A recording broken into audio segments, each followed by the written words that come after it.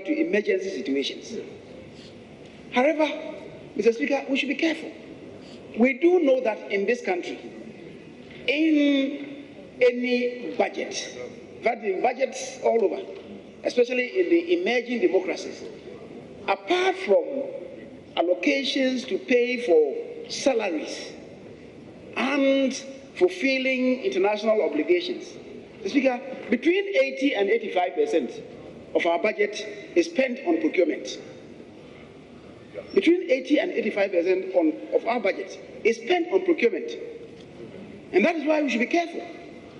So if you should have any situation where maybe in a particular year, in major procurement, about 80 to 90% of them are due to that resort of restrictive tendering or sole sourcing, Mr. Speaker, then red flags must be raised.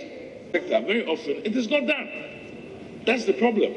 So if I'm married, you do sole source because you have to. There must be an accompanying value for money audit. Unfortunately, perhaps we only have one company that appears to be doing it, and that's an area where, but there must be. The law says it must be. I don't recall this house being given a value for money audit for the Ameri issue. I agree with you. Whether it's the World Bank or the IMF, all of them, they have their interests to protect. We should be able to protect our own interests and not leave our destiny into the hands of any other person. But I want to commend the committee.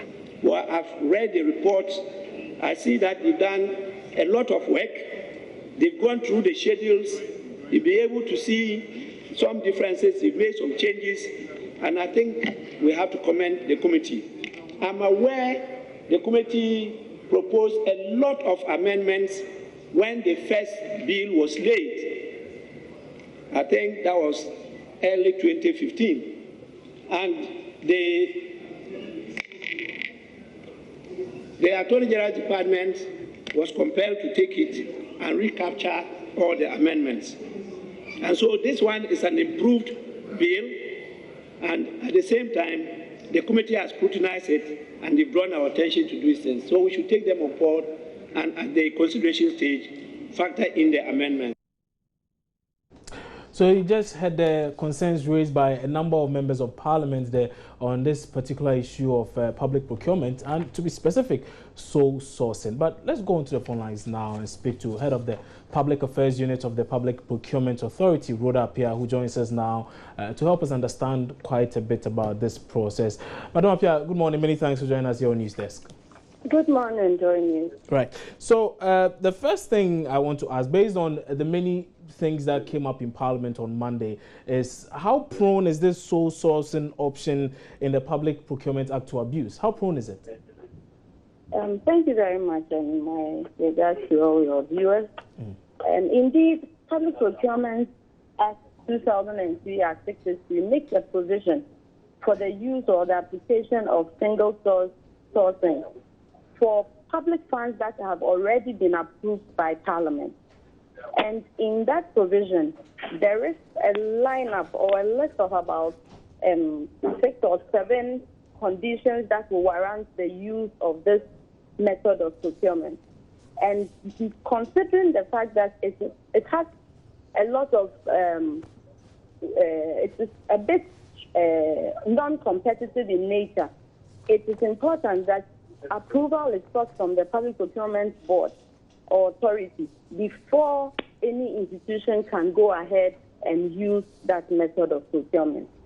With respect to, or with regard to the fact that it can be prone to corruption, I must say that merely by the fact that it is of a non-competitive nature, the authority has taken steps to also issue particular or clear guidelines on how you can apply the method in any procurement process. The main or the headers in this guidelines are 3.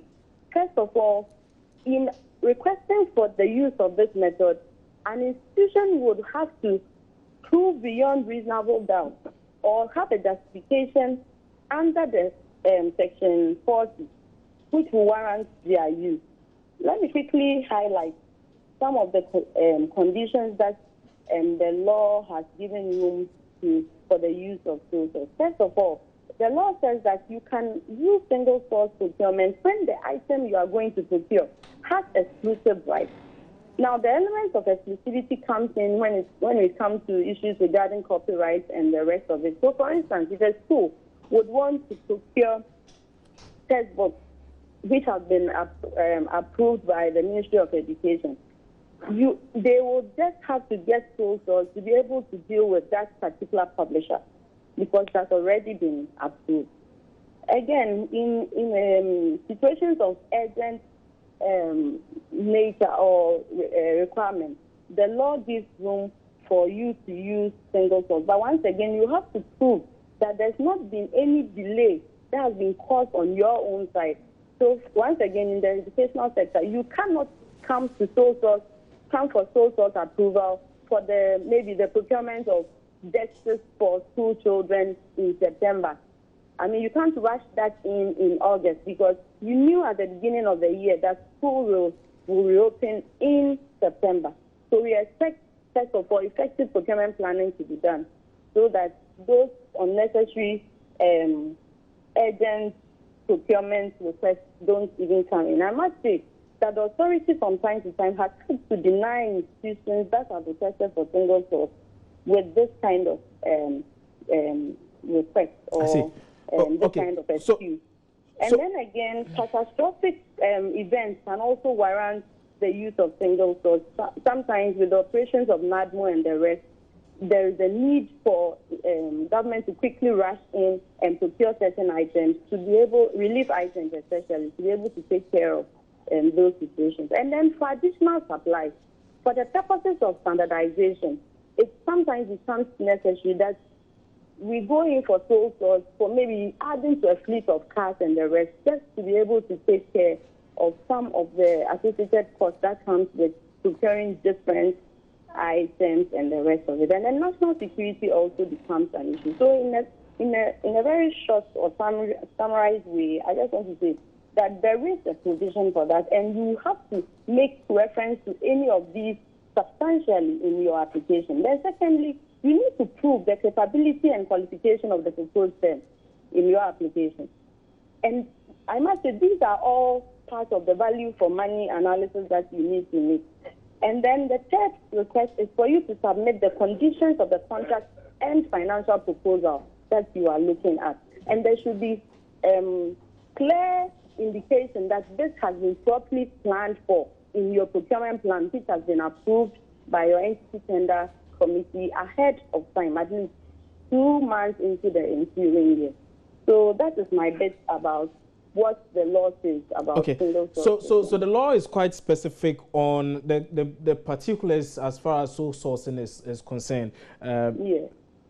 The problem, however, seems to be the case that quite a number of people seem to have issues with how certain elements are roped in as, for instance, issues that many would describe as patriotic events or exclusive rights, national security, additional supplies. I mean, these are the parameters you give to me. So unless, of course, the institution is able to prove beyond reasonable doubt that indeed these are the reasons why they need to opt for sole sourcing options, they wouldn't be able to get that particular right to use that. Now, many say that under the guise of these things, under the pretext of this, figures are inflated, monies are overestimated and all. And because of that, the country is losing millions of cedis in this regard. As the Public Procurement Authority, what do you do in this regard? I mean, really, how do you plan? How do you ensure that the monies that are spent here really, the deals here are value for money, essentially? Yeah, it's a very important point you've raised, and the authority has already made that observation and made certain recommendations and inroads in this regard. For instance, we presently have on our website a database of common use items and the indicative average prices that you are supposed to procure these items. So we expect that in the planning, at the planning stage of procurement, you refer to some of these average prices that have been captured on the database, and then be informed by its coupled by your own market intelligence to arrive at the estimated cost of some of these items. For instance, if you have to buy a computer, maybe a laptop, Pentium 2 laptop, you will find in the common use items database an amount. Maybe suffice me to say 2,000 Ghana cedis for a laptop. Then you also check with the market prices to know whether this is consistent or it's within this 2,000. Now, if you go through the procurement process and it so happens that your lowest bidder is quoting 5,000 or 6,000 for a laptop, you are supposed to indicate in your evaluation report a justification why this should not be the case. And the average price database is there to give an indication and a footing for any such justification to be made.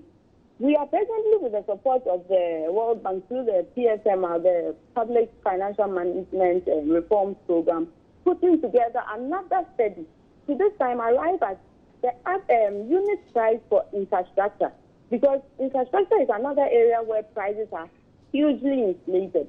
And we want procurement institutions to be guided by some of these baseline studies or baseline amounts that we will come up with. Okay, so essentially, I just want to find out, is it a case that all the authority can do is just to make recommendations and studies? That's it? No, apart from that, when applications come to PPA, we also reference it with your own procurement plan that you have already done to look at the amount that you quoted for that particular item or contract to see if there is a big variation or difference. And there's been many times where we've had to get them to go back to what has been referred to in their plans and not use any amount, because we expect effective and due diligence to be done when you are going through the process of planning. Okay, so in a situation where, sorry to cut you, but in a situation where the authority realizes that, well, due diligence was not done, the proper thing was not adhered to, what happens? It is denied, and we make that public. You see, at the end of every year, we publish our annual report, and in the appendix, which constitutes, I think, the bigger part of the report, we indicate all the single source with applications that have been brought to the authority.